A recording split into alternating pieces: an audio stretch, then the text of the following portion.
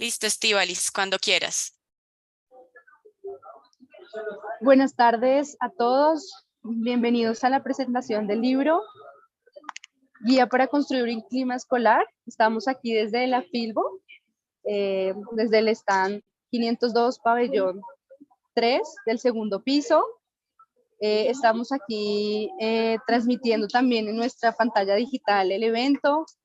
Tenemos aquí el libro, también en la feria, y también los invitamos a que puedan entrar a ediciones.uniandes.edu.co. El libro también se encuentra en ebook. Bienvenidos y muchas gracias por acompañarnos en esta Feria 2023. Muchas gracias, Estíbalis.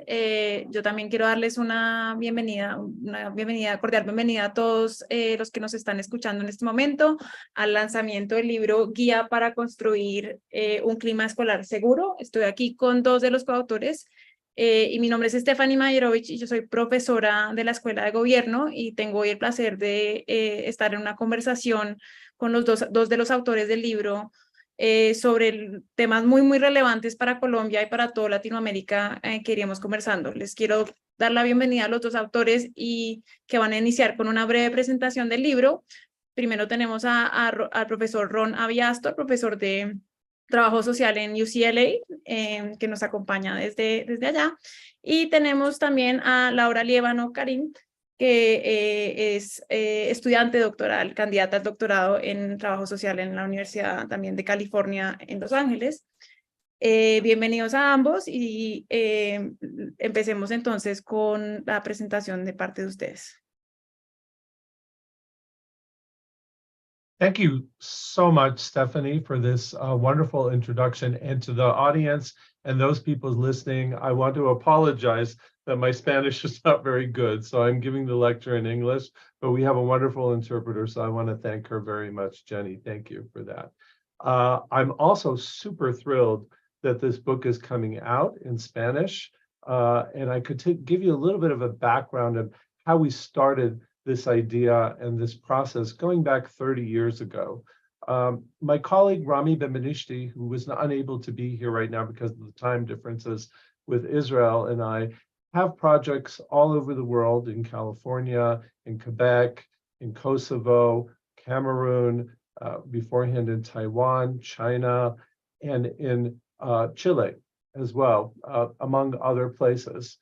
And we found very early on in our area of school safety and how do you create a positive school climate, that many of the interventions that were being created in academia, in universities, were called evidence-based, I'm putting that in quotes, because they were run through studies that showed that they worked in that particular study. But when we took those ideas and we put them out for entire cities or entire countries or entire regions within a country, they tended not to work. They didn't work very well. Many of them failed.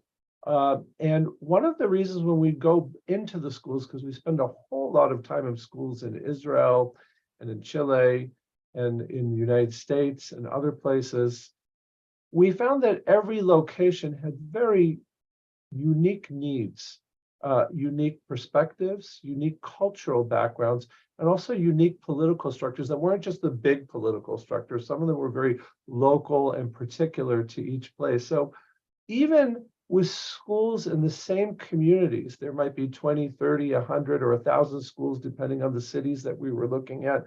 Every school was very different. Now, my wife has been a principal for 35 years, and she says, of course, every school is different. She would look at me and say, oh, you need a research study to tell you that.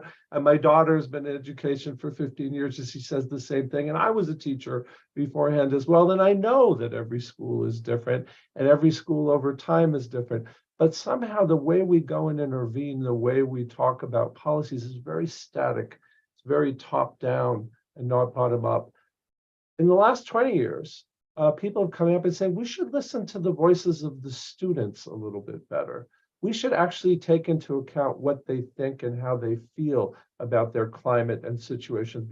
We should also be listening to the teachers. The teachers are and principals. they're actually responsible for creating the positive climate in the schools.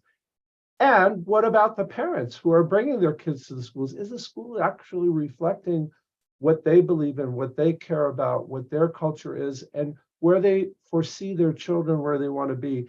And unfortunately, many of the interventions created in academia are very top-down, like I said earlier, and when they apply, they don't hit all the needs, particularly of the parents, the kids, and the teachers. So we came up with this monitoring system of saying, well, we have surveys, but usually those are used as evaluations, pre and post, or usually they're used as ways to monitor entire countries. What if we actually didn't think of them as surveys or as data? What if we actually thought of children who are answering or youth answering these questions, but this is their voice. This isn't just 5 students taking a video camera and telling us what they think and representing all kids. This could be 1,000 kids in a school. This could be 2,000 kids in school, all giving their diverse opinions. And that's what we find. Not all the kids agree on everything. You might have half the kids thinking one thing and half the kids thinking another thing. Same with the teachers, same with the administrators, same with the parents. We would survey them or give them qualitative methods, like a mapping technique that we developed that's in the book as well too. So you could use qualitative methods. Where do you feel comfortable? Where do you love being in the school? What areas are safe actually walking to in school? And flip side is, what areas are unsafe? Where do you avoid going? What happens in those situations? So you can actually map that out on a map and then have discussions in focus groups with kids, teachers, parents. You could do the same with quantitative surveys. Now, the reason why this became so important for us, not just at one school or an individual school, but to do this across, could we do this across, in our mind, an entire city? Could we do it across an entire state? Could we do it across an entire country?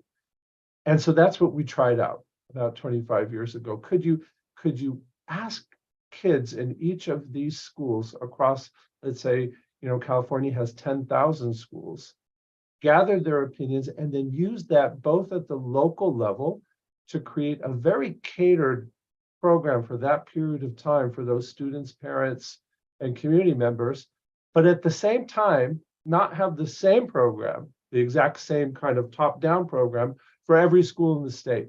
And that was our challenge. That was our goal. How do we move this to scale so every place has its own culture, its own background, its own needs, its own resources looked at, but at the same time, all the schools in the country or the state or the region are doing it slightly different according to their own needs. Now, I'll give you some cultural context that's international. We started this first project off in Israel. And if people know what's been going on in Israel, you can see the political context. You're going to be talking about politics entering it. Of course, it enters education. But you have cultural issues, you have religious issues, you have language issues per each school. And how do you then, as a country or as a region, adapt the needs of each particular school to hit every single one of those layers and each one of those separate groups? And that's where we started the first kind of countrywide monitoring system. So again, that each school has a 3-year process through which they take the individual data from the parents and kids and community members, and they come up with their own solution that's local, that then could marshal resources from all over the community or nationally, or use professionals like psychologists or social workers or counselors to help bring those resources to the school. Again, you might have 10 schools in one city or in a region, and each one of those schools is doing something slightly different according to what they're willing to work on. That last piece that I said is really important, because some of the things that we forget sometimes when we think of intervention is we always think that schools should be doing what's needed. Where are the gaps? But the other thing that we found about is that schools, and particularly professionals in schools, will only work on what they want to work on. So it's not always the greatest need, it's what they're willing to put their energy and time in. And that's not always the same as researchers or policymakers.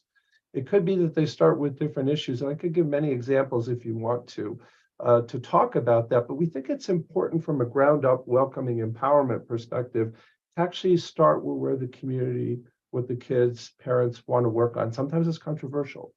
So again, what we started to see in Israel was, again, there were really different needs, particularly from secular Jewish Israelis to modern Orthodox Israelis to ultra-Orthodox, or then Muslim, and then Christian Arabs within Israel. And then within the Arab group, we had huge variation between Bedouin groups, Druze groups, and other, again, different Christian sects and different Muslim sects that were in Israel that were all playing themselves out in very culturally focused schools.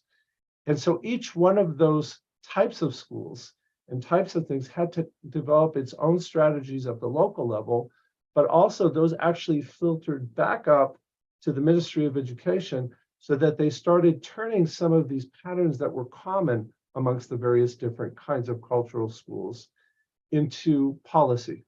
It's usually policy starts top down and goes down to the school. In this way, it went reverse. It went from the policy back up to the ministry and down.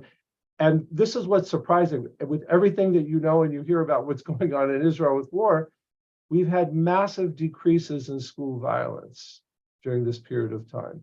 Even in the midst of war, even in the midst of huge cultural strife, and big increases in positive school climate. And that's true almost across the board with the Arab, ultra-Orthodox, Orthodox, and secular schools, even though they don't all get along.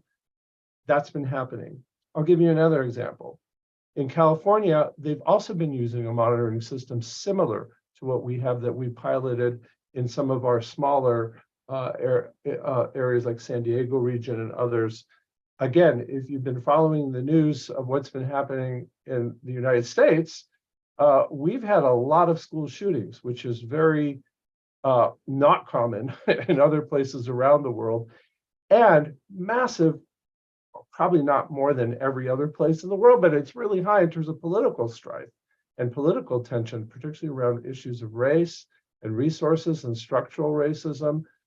So what we hear, what we feel sometimes in the United States is that everything's getting worse in terms of school violence. But in fact, when you look at this monitoring kind of data from the school to school place, actually things are going right there. We've had massive reductions in California, 50 to 70% on some of the things. We just released a big article in the World Journal of Pediatrics last week that in the midst of all this turmoil that's happening politically, if communities listen to their kids, if communities actually listen to their teachers, and I'm not saying all of them do all the time, but if they have a way of doing it that's local, that's meaningful, actually the resources that they bring forth work. And that's an important message we think that the book brings across, because usually people throw up their hands and say, in the United States, I'll give an example, mental health. How can we handle it? And it's so overwhelming and so strong that they don't know where to start. And this is a great way to start, actually, at the local level, at the voices of the students and the parents and the teachers, at that period of time in terms of what they need and what they're willing to work on. And we see that California has dropped, by the way, 95% of our 10,000 schools, we've seen reductions, stronger reductions for African-American students and for Latinx students than any other group, particularly because those schools have added resources. By the way, it's not just programs, it's resources. They've connected with community, they've applied for more grants, they've advocated for more. So that's a second example in the United States. A similar process happened in Chile over the last 10 years. And Veronica Lopez is our partner there. Hopefully she's listening to it as well. She's done an amazing job. It's about in 75% of their schools. And we've seen, obviously it's had to be adapted to the Chilean context and to the many Chilean contexts that are there. Now we're doing something similar in Kosovo, which has a completely different history of ethnic cleansing and genocide. It's one of the only Muslim countries, majority Muslim in Europe, and there's a lot of issues related to that right now. So we're in the midst of adapting. What does that mean for a Muslim country, particularly in a European context? So I'll give you one where it's failed. We have the same book that Laura actually worked on. We actually were working with projects in China. So here's a political context where actually the basis of what this book is built on, which is empowerment, voice, listening to the community from the ground up, and making change from the ground up, actually has been rejected by the Chinese government. They're a little bit afraid that if we bring this up to school, so the book is about to go to publication and they stopped it. And the rationale was just recently that we heard about it, was that they thought it gave too much voice and decision-making and power to the students, the parents, and the local area.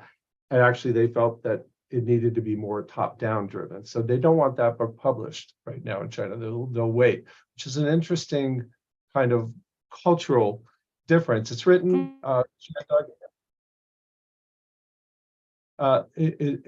say that again? Okay, yeah, that cultural context is different because it's not a democracy. It's a much more, I want to say totalitarian kind of centralized government where things are run differently. So this may not work in every context, but I think it might work well in the Latin context, especially with the wide interest and focus on democracy. At least many groups would like that, and voice and empowerment, particularly of youth and disempowered cultures. And so that's the general spirit. I could go on and on, but my time is up. I promised to do this in 15 minutes. And I just want to hand this over to Laura as well, because when we approached her for the book, there we go, stop. When we approached her for the book, one of our goals was not just to take our context and to move it into Spanish, which is obviously very important, but was to try and see if we could adapt the cultural context of particularly Latin America, which is hard to do because there's so many different countries with different structures, but to see if it could be more aligned with the political and social structures in Latin America. So our translation, our year-long debate, discussions with every chapter back and forth, were not only about language, they were about culture as well with the examples. And with that, I will hand this over to Laura.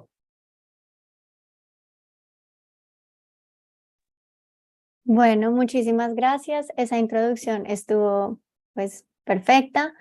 Por mi lado les quería contar que fue muy satisfactorio ser parte de este proyecto. Estuve muy interesada cuando me invitaron a ser parte del equipo por varias razones que tiene esta guía para construir un clima escolar seguro y ya mencionadas por el profesor Astor, por mi profesor, pero pues que quería como resaltar, eran la importancia que se le da a los estudiantes como las personas quienes están viviendo dichas realidades en los contextos, pues en sus diferentes colegios. Entonces, esta importancia que se les da al ser parte de los actores a quienes invitamos para escuchar sus voces, para saber qué están viviendo, cuáles son sus experiencias, qué percepciones tienen sobre las diferentes como problemáticas o situaciones en sus diferentes colegios, pues me parecía fundamental y una cosa que en general hago como investigadora en las áreas en las que trabajo. Me gustó también mucho esta transición o este puente que creamos de usar herramientas de recolección de datos que en algunos casos se ven asociadas exclusivamente o más que todo con la investigación, tales como los grupos focales, las cartografías sociales, unas pues encuestas de 10.000, 20.000 personas, ese tipo de herramientas. Entonces me gustó que esta guía escolar busca volver estas herramientas tangibles para un uso práctico de prevención de violencia o de mejorar el clima escolar dentro de estos diferentes dentro de diferentes colegios en el contexto latinoamericano. También mencionado por el doctor Astor fue esto del empoderamiento de las voces de los jóvenes. Entonces se les daba como esta guía, busca también construir, crear una plataforma para que sus ideas, sus experiencias, sus percepciones y todo sean como explotadas de la mejor manera. Y por último, el tercer punto de por qué todo este proyecto me pareció algo muy satisfactorio y algo muy importante para el contexto de Latinoamérica era cómo logramos por medio de estas herramientas, por medio del empoderamiento de los jóvenes, de escuchar sus voces y sus experiencias, tener información contextualizada y específica a ciertas como situaciones que se están viviendo pues muy específicamente en diferentes colegios. Entonces, tal como fue mencionado en la introducción del libro, pueden haber colegios en una misma comunidad o en una misma región con problemáticas muy diferentes.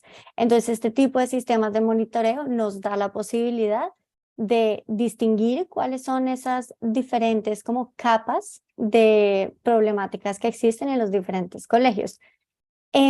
Y bueno, también al final con respecto a la traducción como del idioma, pero también a la traducción de como interpretación en un contexto latinoamericano, para mí fue muy valioso poder ser parte de este proyecto donde traíamos esto pues en español a Latinoamérica, pues al lugar donde originalmente soy. Entonces fue un proyecto pues muy simbólico en ese sentido. Y ya con esto concluyo mi pequeña intervención con respecto al libro, que los invito a todos a leer, en especial si trabajan como en contextos pues de educación y en colegios. Muchas gracias, Laura. Muchas gracias, Ron. Yo, digamos, quiero hacer un breve comentario sobre el libro en el contexto colombiano. Lo leí con muchísimo interés. Es un libro que es supremamente pertinente para el contexto colombiano y diría, de hecho, latinoamericano. Una de las grandes ventajas de esta guía, para los que todavía no han tenido la oportunidad de leerlo, es una guía muy práctica que le da a un colegio, a todos los actores que están en un colegio, el paso a paso de cómo pueden crear un sistema de seguimiento y monitoreo que les permita entender cuál es la situación que está viviendo su colegio en términos de clima escolar, temas como matoneo, violencia y distintos otros problemas que no tienen que ver directamente con el aprendizaje, que normalmente no se piensan en el contexto directo de colegio, enseñanza, aprendizaje, pero que tienen todo que ver con el aprendizaje de los estudiantes. Y me parece que es supremamente relevante el libro por dos razones. Uno, porque el tema del clima escolar se ha vuelto cada vez más pertinente y más importante. O sea, creo que siempre ha sido pertinente e importante, pero hemos tenido mayor comprensión de la importancia del tema del clima escolar en el contexto de los aprendizajes de los estudiantes. Creo que en el lado académico, pero también en el lado de política pública y en los mismos ambientes escolares, nos hemos venido dando cuenta del peligro que puede ser los temas como matoneo, como los riesgos a la salud mental de los estudiantes, no solo como temas secundarios, sino como principales en realmente incidir sobre los aprendizajes de los estudiantes. Eso, sobre todo, traído aún más en relevancia en el momento de la pandemia, cuando los estudiantes se ven obligados a las casas y la salud mental se volvió un problema muy importante. Y en segundo grado, pues en estos cambios que hemos tenido con las redes sociales y el incremento de matoneo virtual, que también han resaltado un poquito este problema del clima escolar y que le voy a preguntar más adelante a los autores, puede también ser un reto para estos sistemas de monitoreo cuando sacan el matoneo y el clima escolar del ambiente escolar y lo ponen en situaciones ocultas.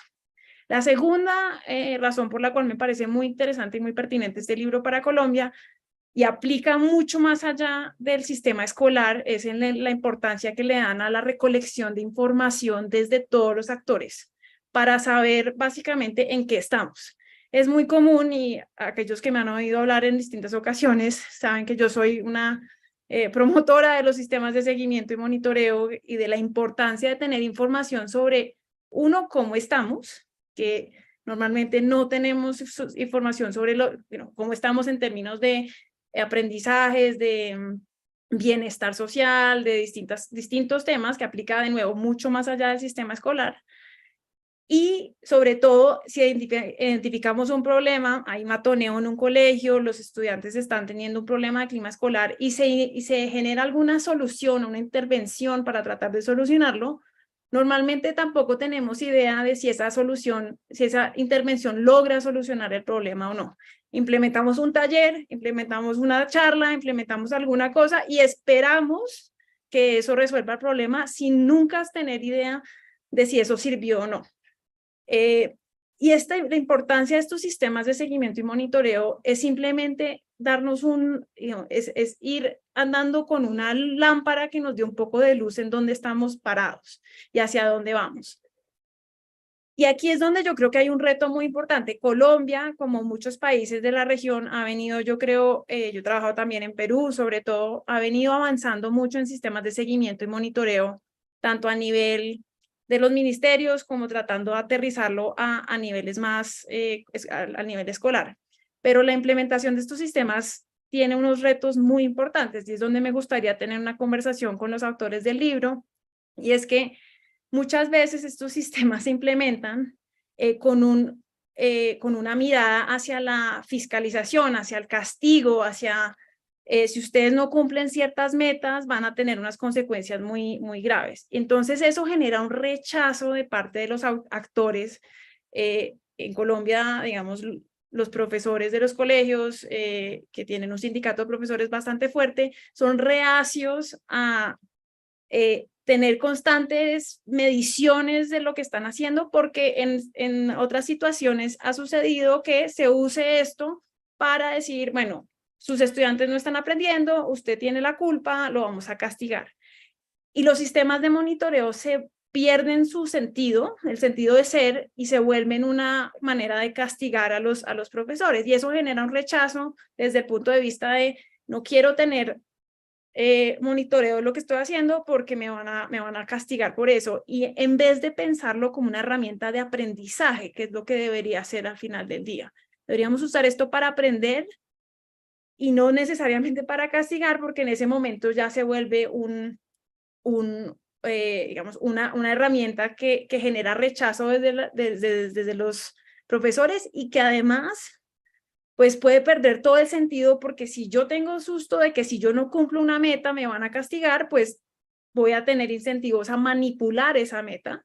Y en el momento en que el indicador se vuelve manipulable, ya no sabemos ni dónde estamos parados ni hacia dónde vamos. Entonces, esos retos de, digamos, por un lado, que se use para el aprendizaje y no para el castigo, que es un reto que me encantaría oír al profesor Astor, cómo les ha ido en situaciones donde lo han implementado con ese reto de que se use para el aprendizaje y no para castigar. Y por el otro lado, tenemos el riesgo de que el sistema de monitoreo se implemente como un checklist, ¿no? Entonces se vuelve una carga adicional para los docentes, para el cuerpo administrativo, para el rector, de cosas que tienen que llenar y no se ve la utilidad de utilizar esos datos. Entonces, eso nos ha pasado en Colombia, donde con todas las mejores intenciones, cada vez estamos exigiéndole más a los gobiernos locales y a las entidades gubernamentales que hagan sistemas de seguimiento y monitoreo. Entonces, ellos les toca hacer esa tarea, nunca ven la utilidad, lo hacen como una carga adicional, pero no lo utilizan para la toma de decisiones. Entonces, ese doble reto de, digamos, entendiendo que los sistemas son una herramienta poderosísima para saber dónde estamos y hacia dónde vamos, cómo superar esos dos retos. Por un lado, que no se use para castigar, para perjudicar a las personas, que podamos fracasar y aprender de esos fracasos sin riesgo, sin miedo a que eso nos perjudique. Y por el otro lado, cómo hacer que sean útiles. Yo sé que en el libro ustedes hablan mucho de la importancia de que esos datos, que esa información se use, pero yo he visto que es bien difícil lograr esa apropiación de las herramientas en el contexto real y se vuelven o algo que le tengo miedo porque me va a perjudicar, o algo que es una carga que me toca hacerlo, pero que realmente no le veo ningún beneficio y que simplemente me quita más tiempo y le añade a mi carga laboral. Entonces, me gustaría, ahorita que abramos la discusión, que hablemos de esos dos temas. Y el tema adicional que les mencionaba antes, y es ya hablando de clima escolar como tal, ¿cómo han cambiado digamos, las situaciones que ustedes han visto en los colegios en los últimos años, ya sea a través de la pandemia, bueno, donde se cerraron los colegios, pero sobre todo con estas nuevas modalidades de matoneo, de bullying a través de las redes sociales, y cómo eso nos da limitaciones a lo que podemos mirar en los colegios, porque al final del día esto es enfocado en los colegios, pero todo eso afecta lo que está pasando en el colegio, si bien se sale un poco del ámbito escolar y es más difícil de ver. Entonces, como esas nuevas tecnologías y lo que hemos oído que las redes sociales y no sé, Instagram y TikTok y eso ha tenido un impacto muy negativo sobre la salud mental de los jóvenes y sobre todo las niñas, y cómo eso afecta estos temas que estamos hablando. Entonces, yo creo que con eso me gustaría abrir la conversación para que los autores me cuenten un poquito qué opinan de estos temas, y vamos conversando en Spanglish. Great. Laura, did you want to respond to some of these first, or do you want me to go? Okay. All right. So first, thank you. I really appreciate your analysis and your perspective on this, and I think you're spot on many of your comments. There were a lot of layers, so let me see if I could piece out some of them. One of the things that you mentioned is the punishment issue. This is something we've written in our academic chapters, books, a whole lot. And by the way, this is a theme in school reform in general, all around the world. Do we want to create societies where we encourage people to actually thrive, to build on positive reinforcement, on welcoming, on caring, or do we believe that human behavior is mainly driven by punishment, by rules, by authority?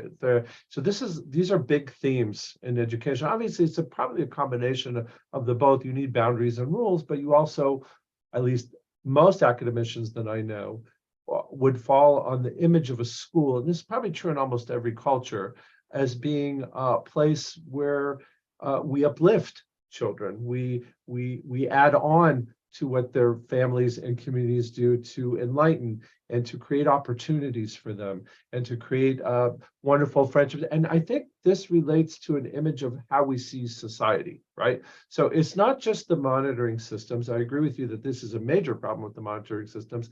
It's connected with wider structures of whether we punish populations or whether we believe that empowerment is actually a good thing for people. So I want to nest it in that. And I think that's a good reason why in China it was shut down right away, because there's a very strong philosophical belief that we don't want to hear the student's voice right now. Sounded like a good idea, I think, perhaps for some people, because maybe they could take that information and use it against the kids and teachers. We actually, in our naivete, did not think of that.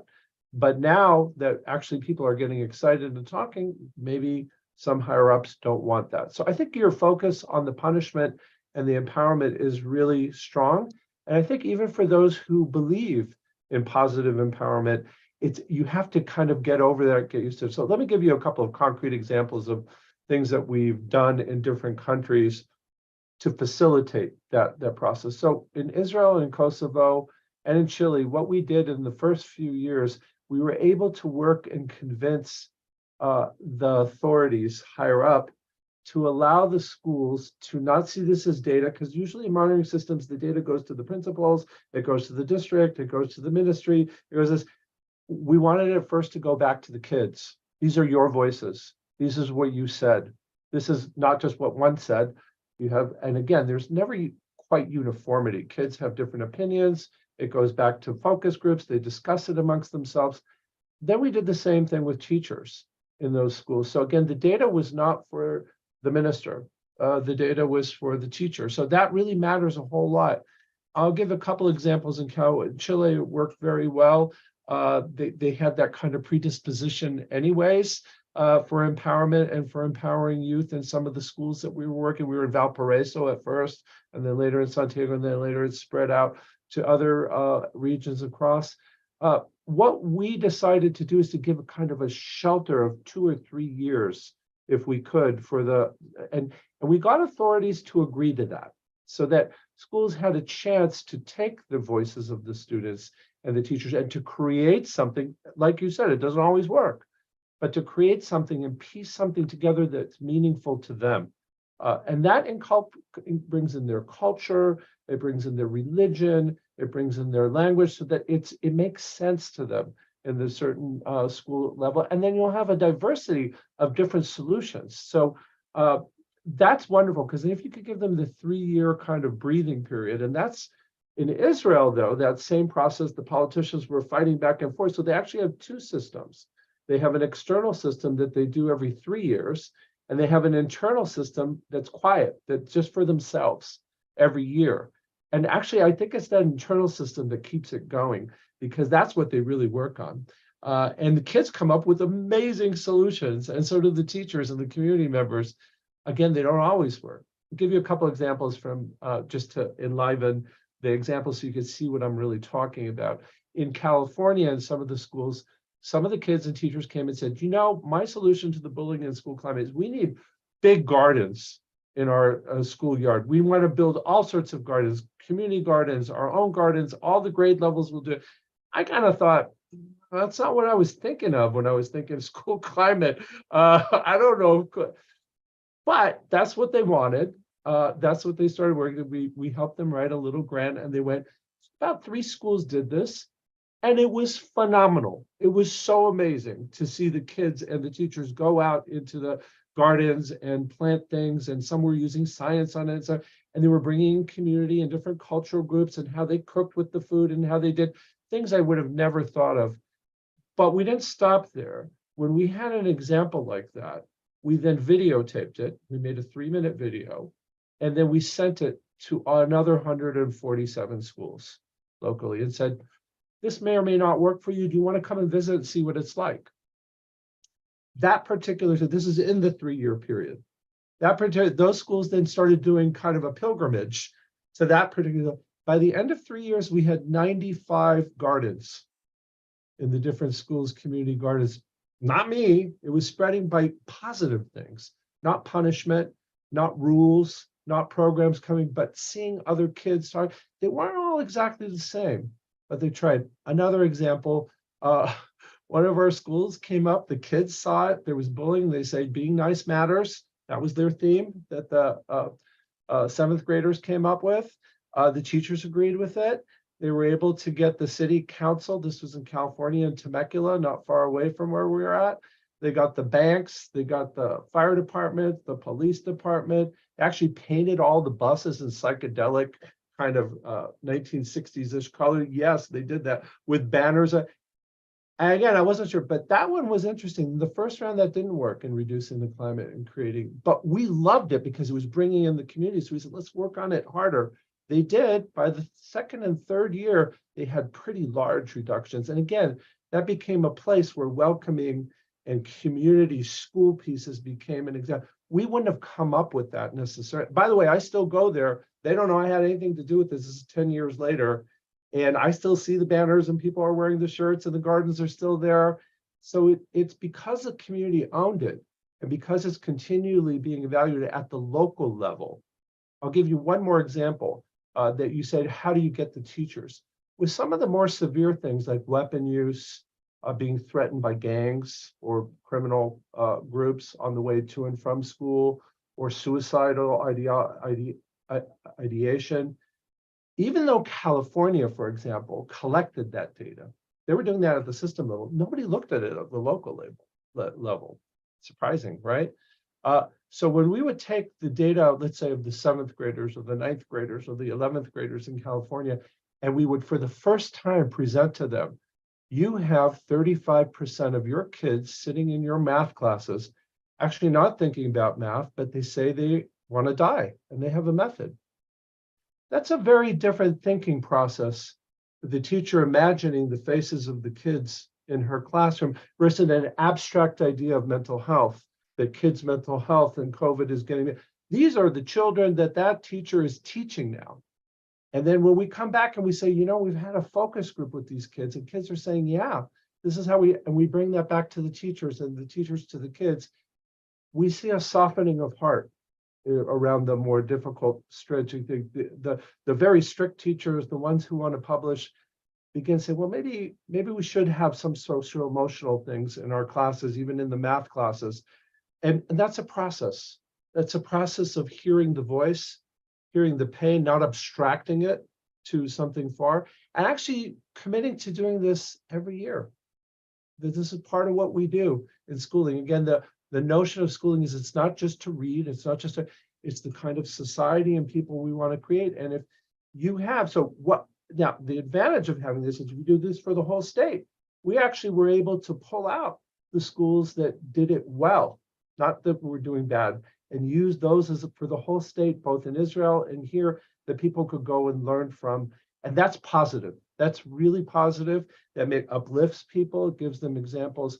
We were not able to stop politicians, though. You're 100% right, from taking some of this data and trying to punish. But if we could get principals and teachers and communities to see the value of the voice and the value of the sustainability of it in terms of bringing. So for example, in California, we actually see a heavier use of this data in a positive way, because after 10 or 15 years, we were able to convince the state legislature to create another funding source. So if the kids and teachers and parents use this data, came up with their own ground up interventions, they could apply for the state for a grant called the LCAP, particularly low income in schools, other things. So now you actually get a lot of money for it. So it's a slight, over time, changing each one of these things from a punitive perspective, as you're saying, to one that is building, but it's not automatic for sure.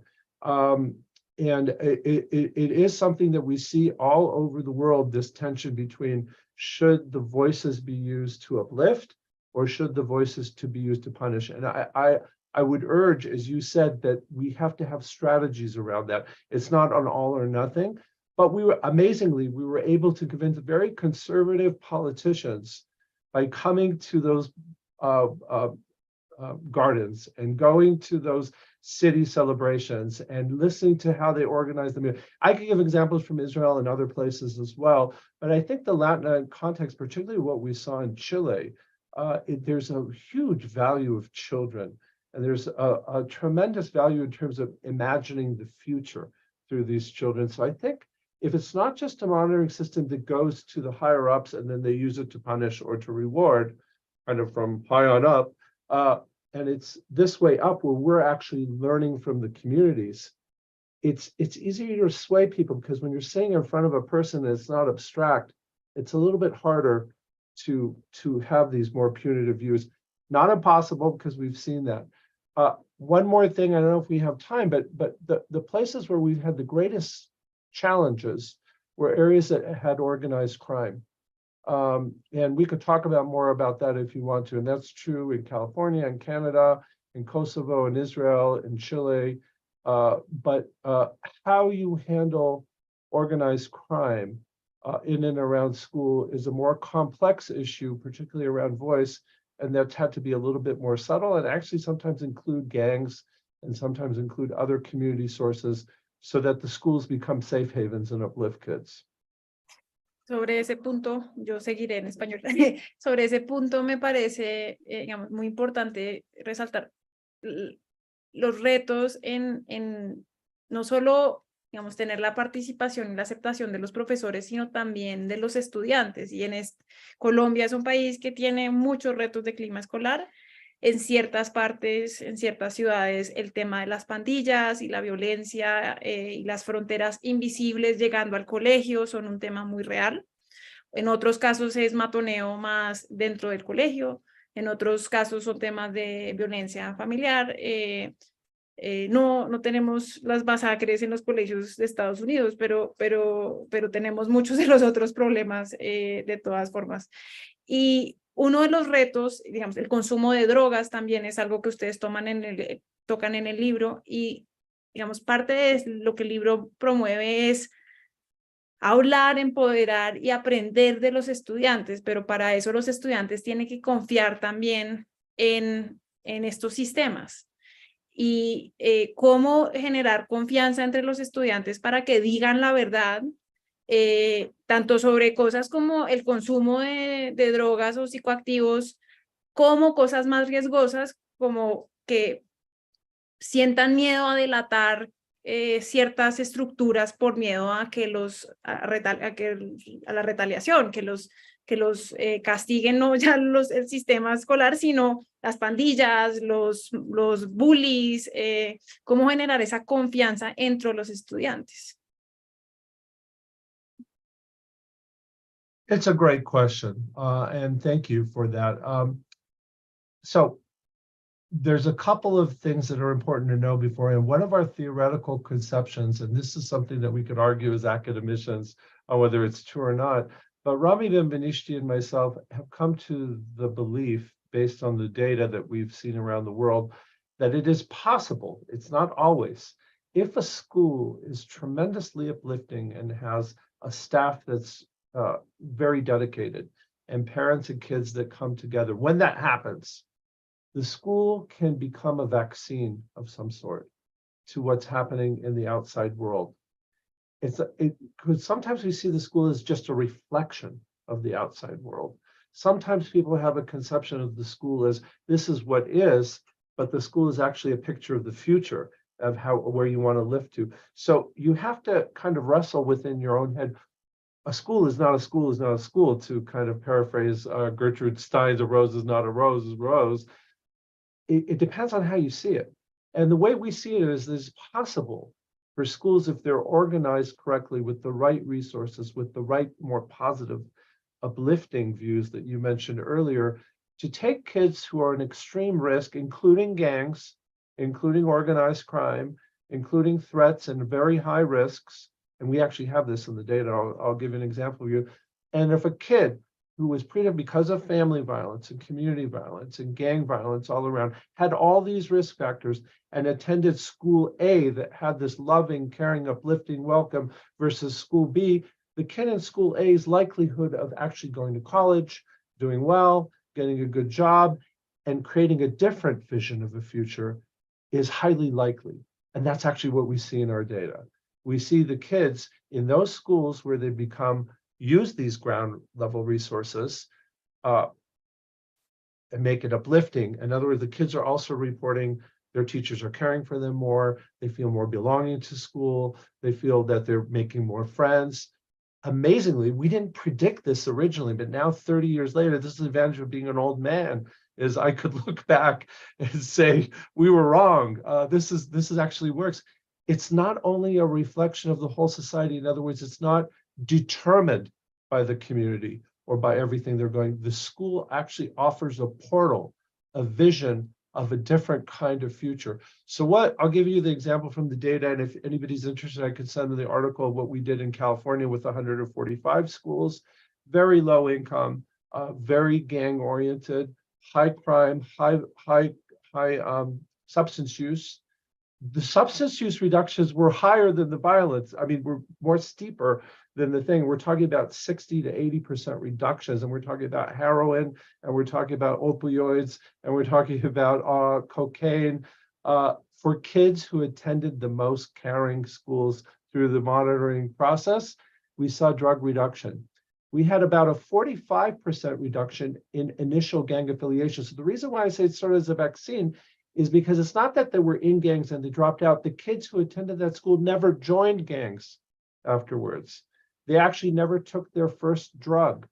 So these are true primary preventions by and the way I see it when I'm on the ground with the schools in terms of convincing is we created really positive peer groups through sports, after school activities, connections with universities where they were automatic. This was all through the monitoring process where they brought in. So a kid who attended that school knew that they would get into college. They had a way out. They'd get a job or an internship. They had a great group of friends that they loved going to school with. They didn't want to join a gang at that point. So how do we find this out? Every question that we ask is anonymous, whether it's a mapping, whether it's this, and then we compile all that.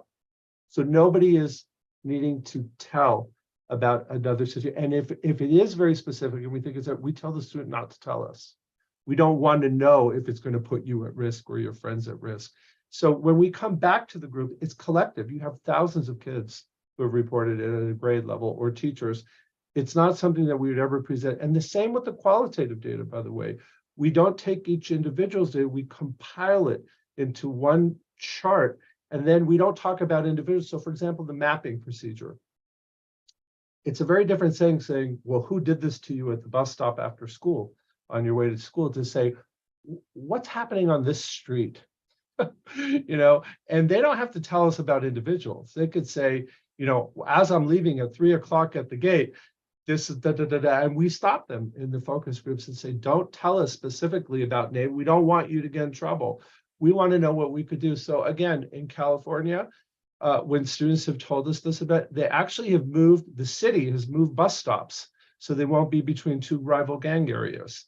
They've actually increased the number of older kids who are in large numbers there together, so that the gang members don't want to get close, and to do it, they moved it to a place that's safer. We brought out more parents just to hang out, who were able to hang out and create corridors of safety, all based on the student reporting anonymously in large numbers with their solutions, saying we should go this way and not that way. The buses should go here instead of there. Street lights in Israel was another thing. The girls were mentioning that they were really afraid after school hours, that they were afraid of getting raped.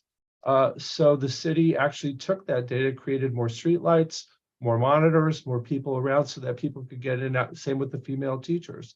So I could go on and on with examples, but over a period of 5-10, this is not something that happens like that. Over a period of time, listening and continue, you build that trust, because people see, oh, I didn't just fill out that form that I want to commit suicide, and who knows what happened. The teacher came back and talked to us as a class. What can we do in our class to make this better? What are resources available? So you could see a reaction. Same with the bus stop, same with the garden, same with, I think if kids and teachers and parents see you responding to their voices in the surveys or in the mapping, then that's how trust is created.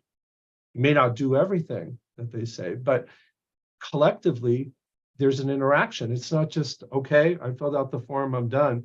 But that's actually what happened in California for about 25 years. Kids would write, I want to commit suicide. I brought a gun to school. I'm a member of a gang. Nobody looked at it at the local. Nobody used it. Nobody went off to some governor's office. That's not good. That doesn't help. But when it comes back and the teacher says, ooh, I got 10% of my kids in my class gang members, 30% want to commit suicide, there's 15% on opioids right now. How am I going to change my teaching? How is my classroom going to feel like? De acuerdo, muy interesante. Yo tenía una última pregunta, si podemos tocar en ese tema, y no sé, Laura, si tú quieras intervenir también. Esta pregunta que les hice al principio, y es sobre cómo ha cambiado este tema del clima escolar en los últimos años con estos aspectos del social media y que se oye sobre todo, por lo menos en las noticias y en general, está empeorando la salud mental de los niños, de los jóvenes, adolescentes, y cómo cambia esto la estructura de ciertas de estos fenómenos que ustedes estudian, como el matoneo, como la violencia, la violencia no tiene que ser física, puede ser a través de un bullying online y ese tipo de cosas. No sé si han visto cambios recientes que creo que son relevantes para todos los países, incluyendo Colombia, y cómo esto afecta a estos sistemas de recoge de información que dependen un poco de poder observar en ciertos casos estas situaciones. No sé, Laura, si tú quieres decir algo. Pues, Stephanie, yo quería intervenir un poquito en la pregunta. Pues antes voy a hacer una pequeñísima intervención solo para resaltar 4 puntos que me parece que son muy importantes, que han sido como mencionados en toda esta conversación. El primero es cómo la recolección de datos, o el proceso de recolección de datos en este proceso monitoreo debe estar como permeado por una confianza de parte de, pues, que exista cierta confianza en la relación de la persona recolectando los datos y de los participantes, digamos, que en este caso serían más que todo o primordialmente estudiantes, pero también profesores, conductores de buses, personas que trabajan en la cafetería de los colegios, en el aseo nocturno, durante el día, etcétera, etcétera. Y parte de lo que mencionamos en esta guía es que esta confianza se puede hacer por medio de tener personas quienes estén recolectando estos datos en el proceso de monitoreo que tengan ese rol exclusivamente, o sea, que sean expertos en este tipo de recolección de datos y no necesariamente que sea un profesor quien está teniendo que moderar los grupos focales o haciendo las encuestas, diseñando la encuesta como tal. Sé que esto genera otras dificultades y otros obstáculos, pero pues ese sería como el mundo ideal hablando con respecto a ese tema de la confianza. El segundo tema que quería mencionar también fue pues solamente resaltar porque ya fue mencionado, es sobre cómo cuando se recolectan los datos también es importante no quedarnos en el recolectamos estos datos del proceso de monitoreo y no tuvimos nada que hacer con esto. Entonces también tener un plan previamente de qué vamos a hacer y cómo vamos a analizar, quién va a estar encargado de hacerle un seguimiento a este análisis de datos, porque nosotros no solamente queremos tener una cantidad de información, sino vamos a tener cómo manejar o cómo utilizar esta información pues para cambios o propuestas o ideas. Entonces, este era como mi segundo punto. Relacionado a este, quería resaltar la importancia de volver a traer estos datos a los estudiantes, o sea, poder hacer como ese chequeo o esa revisión de, mira, esto fue lo que entendimos al hacer el análisis de los grupos focales, ¿están de acuerdo? ¿Qué opinan sobre esto? ¿Sí les parece que es coherente con respecto a lo que ustedes piensan, a sus vivencias, a sus experiencias? Tercer punto. Y cuarto punto, todo este proceso de monitoreo, una cosa que a mí me parece fundamental y es importante que pues como que quede ahí, es la importancia de tener la posibilidad de diferentes percepciones dentro de los mismos estudiantes, y esto ustedes lo mencionaron, que fue como que a veces existe una percepción de los profesores de estos son los riesgos que los estudiantes tienen, y después cuando hablamos con los estudiantes dicen no, eso no es lo que a mí me está pasando, es todo esto. Entonces tener esta conversación por intermedio de datos, diferentes percepciones y pues diferentes experiencias y puntos de vista de la realidad y posicionalidad de cada uno de estos actores, pues me parece súper importante y es algo que buscamos aportar por medio de esta guía para construir un clima escolar seguro. Y ahora sí, con respecto a las redes sociales, le dejo el micrófono a el profesor Astor. Gracias, Laura. Thanks for passing the baton. Yeah, I'll go quickly because I know our time is almost up. But social media has been interesting because it's pretty recent, right? And when we started doing all this stuff, it didn't exist. There wasn't any. But all we heard about at the time is children sitting and watching TV, that they weren't going out, that they weren't just on TV, that they were at home for 7 or 8 hours a day. In my mind, that's been substituted with social media. When you look at the average here in the United States for girls right now, is a direct relation to spending 6 or 7 hours a day and having depression. That's not surprising, whether it's TV or other things. Over time, what's happened in most countries that have started developing this kind of process is they start incorporating stuff that they thought was on the outside or wasn't part of what the school was supposed to do, to actually making it part of what the school has to do. And I'll give you a couple examples. Bullying, cyberbullying, almost 90+% of that happens with peers from the same classes in those schools. So the cyberbullying place is just another playground where there isn't an adult.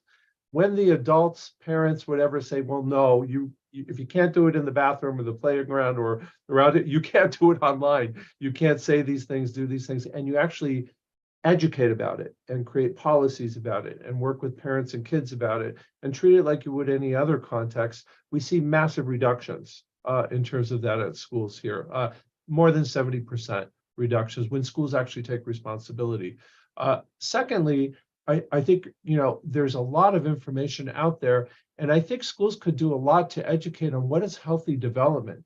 Because again, just like watching TV 7 or 8 hours a day or sitting at home by yourself 7 hours, it means that you're not doing other things. That's the biggest issue. They're not playing with friends, they're not doing arts, they're not learning new things, they're not around positive social groups. I think if schools could build those into their structures, that would be helpful. In the United States, before the internet, some of the earlier research was showing that some of the biggest impact on kids was between 3 and 8 in the afternoon, coming from criminology. And most developed countries started to develop programs to actually have social sports, arts, other things in those period of time, so kids would be positively connected. That had a really big impact on crime and on crime reduction during those periods of time, and we forget about that. I think similar strategies could be used by schools and cultures around the internet. How do we fill kids' time with things that we believe are uplifting and positive? The problem that I see is that a lot of the adults are spending 6 or 7 or 8 hours on social media as well. They're stuck to their phones like this. So there may need to be some discussions on what's healthy, what's productive, particularly in the Colombian context. And what do we want to be? If everybody's always had their phone in front of them, you can't get them to stop in a meeting. Obviously, you're not going to get the kids to do that. But I think it's overtaken the time and space that many adults and children have right now. We have to do some reflection on what's the balance, what's the right things where kids could use it to learn, to grow, to use it, but on the other hand, it doesn't take out 7 to 10 hours of their day. Thank you, Ron. Muchas gracias a los dos. Creo que se nos acabó el tiempo, pero quería agradecerles por esta gran discusión y por el libro que realmente recomiendo que vayan a la feria y lo compren. Creo que va a ser muy, muy útil para tanto colegios como cualquier entidad que esté interesada en recolectar datos y aprender de las personas con las que está trabajando. Entonces, muchísimas gracias de nuevo a Ron y a Laura por esta conversación. Y esperamos que puedan conseguir el libro. Hasta aquí. Thank you. Thank you, Ron.